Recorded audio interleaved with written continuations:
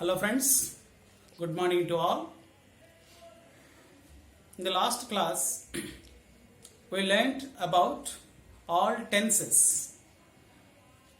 Now, we are going to learn about active voice and passive voice. మీరు టెన్స్ని చూడాలనుకున్నట్లయితే మా యొక్క వీడియోలన్నీ కూడా రిలీజ్ చేయడం జరిగింది. అదేవిధంగా మీరు ఈ మరిన్ని వీడియోల కోసం మా ఛానల్ని సబ్స్క్రైబ్ చేయండి, బెల్ బటన్ని ప్రెస్ చేయండి. ఈరోజు మనం వాయిస్ గురించి తెలుసుకుంటాం. వాయిస్ రెండు రకాలు. అవి ఏంటి అంటే active voice and passive voice. Voice is of two kinds.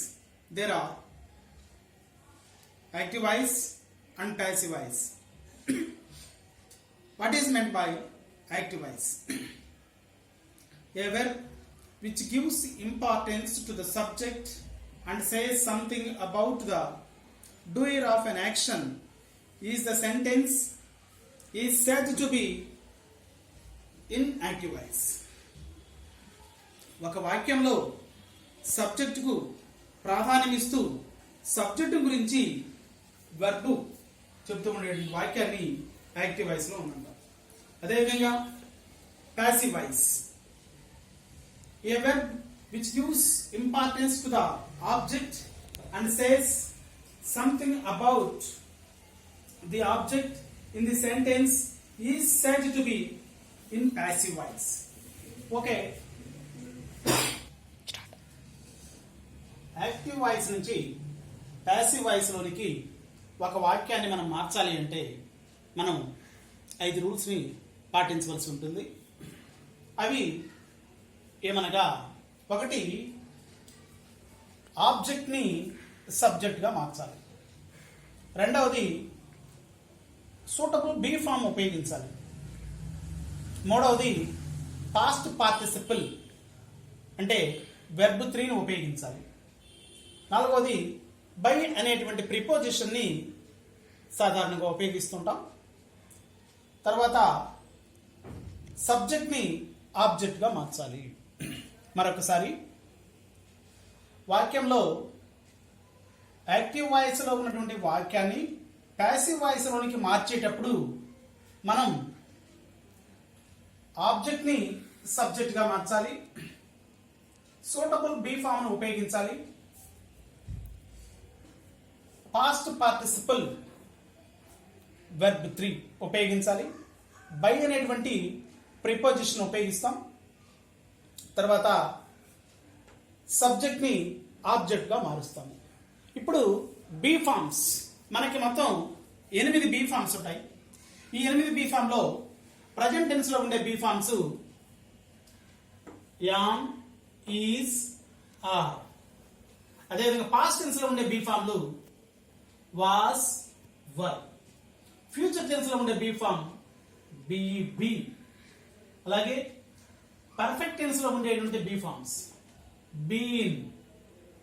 Continuous tense లో ఉండేటువంటి బీ ఫామ్ బీయింగ్. ఈ 8 బీ ఫామ్స్ ని మనం రెండవ రూల్గా ఉపయోగిస్తాం. దానికి సరి అయిన దాన్ని మనం ఉపయోగించుకోవడం జరుగుతుంది. తర్వాత ప్రొనౌన్స్ ఆ కేసులు ఏ విధంగా మారతాయి చూద్దాం. సబ్జెక్ట్ లో ఉండేది ఆబ్జెక్ట్ గా మారేటప్పుడు ఎలా మారుతుంది? ఐ ఉంటే మీగా మారుతుంది, వై ఉంటే అస్ గా మారుతుంది, యు ఉంటే యుగానే మారుతుంది, హీ ఉంటే హిమ్ అవుతుంది, షీ ఉంటే హర్ అవుతుంది, దే ఉంటే దెమ్ అవుతుంది, ఇట్ ఉంటే ఇట్టే అవుతుంది. మనం ఇక్కడ ఎగ్జాంపుల్స్ చూద్దాం. She sings songs. ఈ వాక్యాన్ని మనం పార్ట్లుగా విభజించుకోవాలి. షీ అనేది సబ్జెక్టు, అలానే సింగ్స్ అనేది వర్బ్, సాంగ్స్ అనేది ఆబ్జెక్ట్. ఇప్పుడు మనం ఇది active. She sings songs. She అనేది సబ్జెక్టు, సింగ్స్ అనేది వర్బ్, సాంగ్స్ అనేది ఆబ్జెక్ట్. అంటే ఇది ప్రజెంట్ టెన్స్ లో ఉంది. ప్రజెంట్ టెన్స్ లో అంటే ఇక్కడ వెర్బ్ 1 ఉన్నది. వెర్బ్ 1 ఉంటే ప్రజెంట్ టెన్స్ లో ఉందని మనం గుర్తిస్తాం. దీన్ని మనం రూల్స్ ప్రకారంగా మార్చినట్లయితే ఆబ్జెక్ట్ ని సబ్జెక్ట్ గా మార్చాలి. ఫస్ట్ రూల్ ఆబ్జెక్ట్ ని సబ్జెక్ట్ గా మార్చాలి, సాంగ్స్. తర్వాత రెండవ రూల్ ఏంటంటే బీ ఫామ్. బీ ఫామ్ ఏమేమి మనం ఉపయోగించేది? ప్రజెంట్ టెన్స్ కి యామ్ గాని, ఈజ్ గాని, ఆర్ గాని ఉపయోగిస్తాము. ఇక్కడ సాంగ్స్ అనేది ప్లూరల్ ఫామ్ కాబట్టి మనం ఆర్ అనేటువంటి బీ ఫామ్ ఉపయోగిస్తాము. తర్వాత మూడో రూల్ ఏంటంటే పాస్ట్ పార్టిసిపల్ ఆర్ వెర్బ్ 3. ఇక్కడ వెర్బ్ 3, ఇక్కడ వెర్బ్ ఏంది? ఇక్కడ సింగ్ అనేది వెర్బ్. సింగ్, సాంగ్, సంగ్. సంగ్ అనేది పార్టిసిపల్. సింగ్, సాంగ్, సంగ్. తర్వాత నాలుగో రూలు బై అనేటువంటి ప్రిపోజిషన్ ఉపయోగిస్తాము. ఐదవ రూల్ ఏంటంటే సబ్జెక్ట్ ని ఆబ్జెక్ట్ గా మార్చాలి. సబ్జెక్ట్ ఇక్కడ ఏముంది? షీ అనేది ఉంది. షీ అనేది ఆ ప్రణౌను ఇది సబ్జెక్టివ్ కేసులో ఉంది. ఆబ్జెక్టివ్ కేసులో పోయినప్పుడు హర్ అవుతుంది. మనం ఆల్రెడీ దాని గురించి చెప్పుకోవడం జరిగింది. ఇక్కడ మరొకసారి వాటిని రిమైండ్ చేస్తాం. ఐ అంటే మీ అవుతుంది, వై ఉంటే అజ్ అవుతుంది, యు ఉంటే యూనే అవుతుంది, హీ ఉంటే హిమ్ అవుతుంది, షీ ఉంటే హర్ అవుతుంది, దే ఉంటే దెమ్ అవుతుంది, ఇట్ ఉంటే ఇట్టే వస్తుంది. కాబట్టి ఇప్పుడు మనం ఇది యాక్టివ్ వాయిస్ లో ఉన్నటువంటి వాక్యాన్ని దీన్ని మనం ఇప్పుడు ప్యాసివ్ వాయిస్ లోకి మార్చేసామన్నమాట. ఆ విధంగా మనం ఈజీగా మార్చవచ్చు. మరొక ఎగ్జాంపుల్ కూడా చూద్దాం. దే అనేది they play games every day. They అనేది ఇక్కడ సబ్జెక్టు, ప్లే అనేది వర్బ్ అంటే వెర్బ్ 1, గేమ్స్ అనేది ఆబ్జెక్ట్, ఎవ్రీడే అనేది అదర్ వర్డ్ అంతే. అది చివరిలో మనకి టైం తెలియజేస్తుంది కాబట్టి చివరిలో వస్తుంది. ఇప్పుడు గేమ్స్ అనేది ఆబ్జెక్ట్ ని సబ్జెక్ట్ గా చేస్తాం. గేమ్స్ అనేది ఇది ప్లూరల్ ఫామ్ లో ఉంది కాబట్టి ఇది ప్రజెంట్ టెన్స్ లో ఉంది కాబట్టి ప్రజెంట్ టెన్స్ యొక్క be forms am, is, are.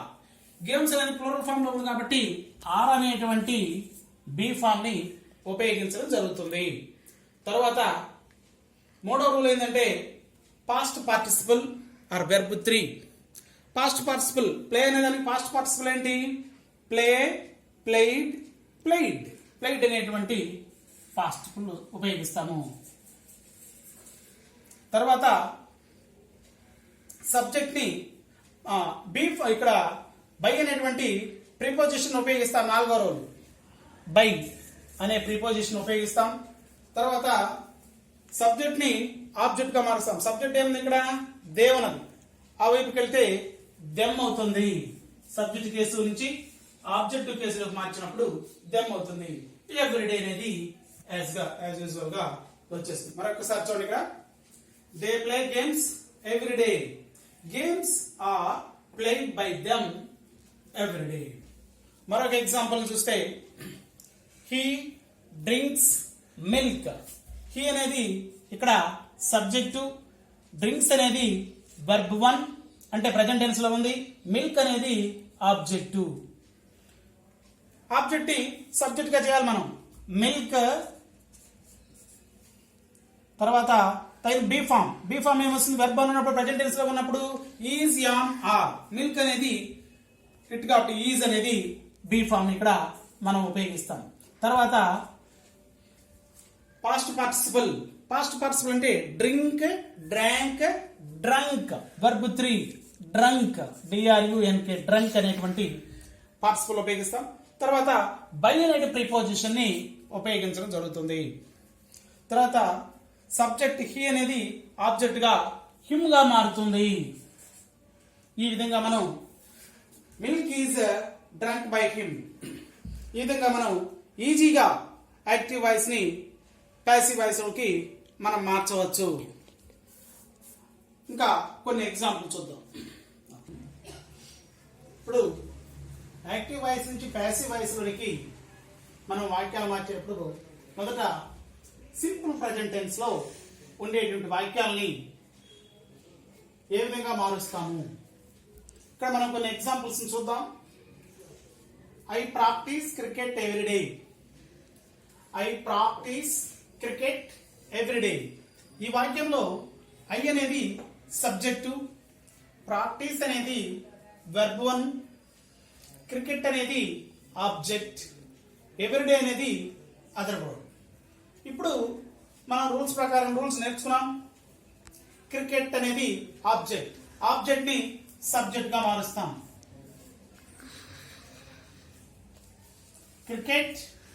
Cricket అనేది సింగులర్ కాబట్టి ఈజ్ అనేటువంటి బి ఫామ్ వస్తుంది. ఇక్కడ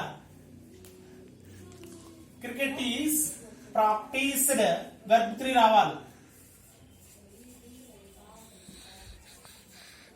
క్రికెట్ ఈజ్ ప్రాక్టీస్డ్. నెక్స్ట్ ఏంది, బై అనేటువంటి ప్రిపోజిషన్ వస్తుంది. తర్వాత ఐ అనేటువంటి ఇక్కడ సబ్జెక్ట్ ఉంది, అది ఆబ్జెక్ట్ గా మారాలి, మీ అవుతుంది. తర్వాత ఎవ్రీడే,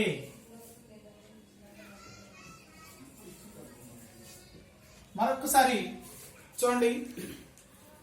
ఐ అనేది సబ్జెక్టు, ప్రాక్టీస్ అనేది వర్బ్. ఇక్కడ ఇది వెర్బ్ 1 అన్నమాట. వెర్బ్ 1 అంటే present tense, simple present tense లో వాక్యాలు ఇవన్నీ కూడా. క్రికెట్ అనేది ఆబ్జెక్ట్. మన రూల్స్ ప్రకారం ఆబ్జెక్ట్ ని సబ్జెక్ట్ గా చేయాలి. ఆబ్జెక్ట్ ని మనం సబ్జెక్ట్ గా తీసుకొచ్చాము ఇక్కడికి. క్రికెట్. నెక్స్ట్ ఏంది, బీ ఫామ్ వాడాలి. బీ ఫామ్ అంటే ప్రెజెంట్ టెన్స్ లో ఉన్న బీ ఫామ్స్ ఏమిటి, యామ్ లేక ఈజ్ లేక ఆర్. క్రికెట్ అనేది సింగులర్ కాబట్టి ఈజ్ అనే బీ ఫామ్ ని తీసుకొచ్చుకోవడం జరిగింది. తర్వాత మూడో రోలు, ఈ ఇక్కడ ఉండే వెర్బ్ కి పాస్ట్ పార్టిసిపల్ ఉపయోగించాలి. ఇక్కడ ప్రెజెంట్ టెన్స్ లో ఉంది verb practise, practised, practised, verb 3 వచ్చేసింది. నెక్స్ట్ నాలుగో రోల్ ఏంటంటే బై అనేటువంటి ఈ ప్రిపోజిషన్ ఉపయోగిస్తాము. తర్వాత సబ్జెక్టు ఆబ్జెక్ట్ గా మారుతుంది. సబ్జెక్ట్ ఇక్కడ ఏముంది, ఐ అనేది ఉంది. ఐ అనేటువంటి సబ్జెక్టు ఇక్కడ ఆబ్జెక్ట్ మీగా మారిపోయింది. ఇప్పుడు ఎవ్రీడే అనేటువంటి టైం సెన్స్ తెలియజేసేది అది యాజ్ యూజువల్ గా వస్తుంది.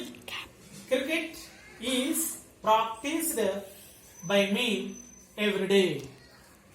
అలాగా నెక్స్ట్ వాక్యాన్ని మనం చూసినట్లయితే హీ అనేది she knows many languages.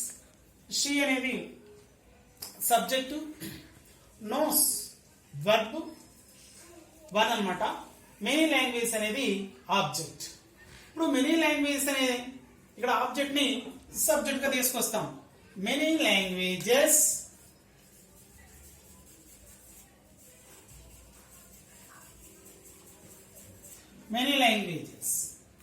Okay. Next రెండవ రూల్ ఏంది, బీ ఫామ్ ఉపయోగించాలి. వెర్బ్ 1 ఉన్నప్పుడు అంటే ప్రెజెంట్ టెన్స్ ఉన్నప్పుడు బీ ఫార్మ్స్ యామ్ గానీ ఈజ్ గానీ ఆర్ గానీ వస్తాయి.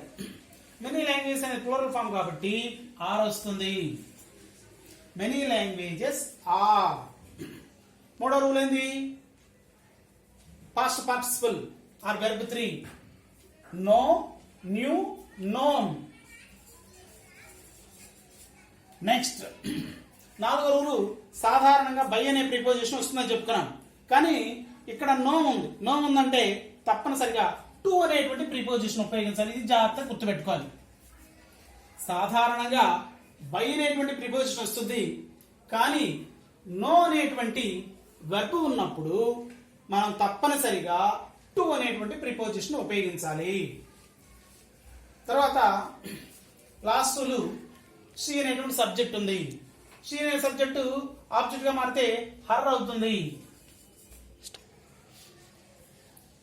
Many languages are known to her. అలాగే నెక్స్ట్ వాక్యాన్ని చూసినట్లయితే he speaks English fluently.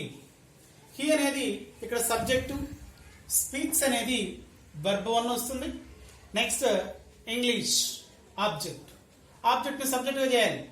English is be form ఇక్కడ ఇంగ్లీష్ బి ఫామ్ ఏం ఉపయోగిస్తాం? ఈజ్ ఉపయోగిస్తాం సింగులర్ కాబట్టి. తర్వాత verb 3 ఉపయోగించాలి. Speak, spoke, spoken. నెక్స్ట్ 4వ రూలు బై అనేటువంటి ప్రిపోజిషన్ ఉపయోగిస్తాము. లాస్ట్ రూల్ ఏమొస్తుందంటే ఇక్కడ సబ్జెక్ట్ ని ఆబ్జెక్ట్ గా మార్చాలి. హీ అనేది సబ్జెక్టు, ఆబ్జెక్ట్ గా మారితే హిమ్ అవుతుంది. English is spoken by him fluently. Next Latha paints pictures. ఈ సెంటెన్స్ లో పెయింట్స్ పిక్చర్స్. లత అనేది ఇక్కడ సబ్జెక్టు, పెయింట్స్ అనేది వెర్బ్ 1, పిక్చర్స్ అనేది ఆబ్జెక్టు. ఇప్పుడు ఈ వాక్యాన్ని ఎలా మారుస్తాం? Paints pictures. ఇక్కడ పిక్చర్స్ అనేది ఆబ్జెక్ట్ ని సబ్జెక్ట్ గా తీసుకొస్తాం. Pictures are painted by Latha. Pictures are painted by Lata. Next, children make a nice. Children అనేది సబ్జెక్టు, మేక్ అనేది verb 1, a nice అనేది ఆబ్జెక్టు. ఇప్పుడు a nice అనేది ఆబ్జెక్ట్ ని సబ్జెక్ట్ గా తీసుకొస్తాం. a nice is. Next verb 3 ఏమొస్తుంది? Make, made, made. Children make a nice. Children అనేది సబ్జెక్టు, మేక్ అనేది వెర్బ్ 1, ఏ నైస్ అనేది ఆబ్జెక్ట్. ఇప్పుడు ఆబ్జెక్ట్ సబ్జెక్ట్ గా చేయాలి. A nice is make, made, made. Verb 3 ఉపయోగించాలి. బై అనేటువంటి ప్రిపోజిషన్ ఉపయోగిస్తాం. తర్వాత చిల్డ్రన్ అని వస్తుంది. A nice is made by children. Okay friends, మనం ఈ విధంగా యాక్టివ్ వాయిస్ లో ఉండేటువంటి సెంటెన్స్ ని ప్యాసివ్ వాయిస్ లోకి ఈజీగా మార్చవచ్చు. అదేవిధంగా మనం ఇవన్నీ కూడా సింపుల్ ప్రెజెంట్ టెన్స్ లో ఉండేటువంటి వాక్యాలు మనం చాలా ఈజీగా మార్క్ ని స్కోర్ చేయడానికి అవకాశం ఉంటుంది. కాబట్టి మీకు మా వీడియో కనుక నచ్చినట్లయితే దాన్ని లైక్ చేయండి, షేర్ చేయండి. మరిన్ని వీడియోల కోసం సబ్స్క్రైబ్ చేయండి, బెల్ బటన్ ని ప్రెస్ చేయండి. Thank you.